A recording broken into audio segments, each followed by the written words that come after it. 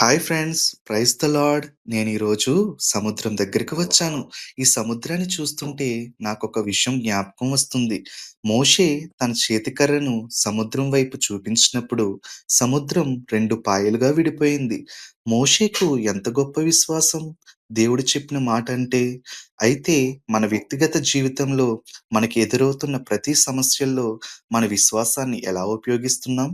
ఎవరికి వాళ్ళు పరిశీలన చేసుకుందామా? పరిశుద్ధ గ్రంథమైన బైబిల్‌లో లూకా సువార్త 17వ అధ్యాయం 6వ వచనంలో ఇలా ఉంది. మీకు ఆవగింజంత విశ్వాసముంటే ఈ కంబలి చెట్టును వేళ్ళతో సహా పెకిలింపబడి ఈ సముద్రం మధ్యలో నాటబడమంటే అది మీకు లోబడుతుందంట. ఎంత గొప్ప మాట ఇది! మనకు మోషే అంత విశ్వాసం లేకపోయినా, ఆవగింజంత విశ్వాసముంటే మన జీవితంలో గొప్ప కార్యాలను చూడగలం. కాబట్టి కేవలం ఆదివారం మాత్రమే విశ్వాసంతో ఊగిపోకుండా, ప్రతిరోజు మన విశ్వాసాన్ని మన క్రియల్లో చూపిద్దాం. ఎందుకంటే విశ్వాసం లేకపోతే దేవుని కార్యాలను మనం రుచి చూడలేము. విశ్వాసం లేకపోతే పరలోక రాజ్యాన్ని మనం చేరలేము. కాబట్టి నా ఈ చిన్న మాటలను మీ మంచి మనసులతో అంగీకరించి విశ్వాసంలో కొనసాగండి.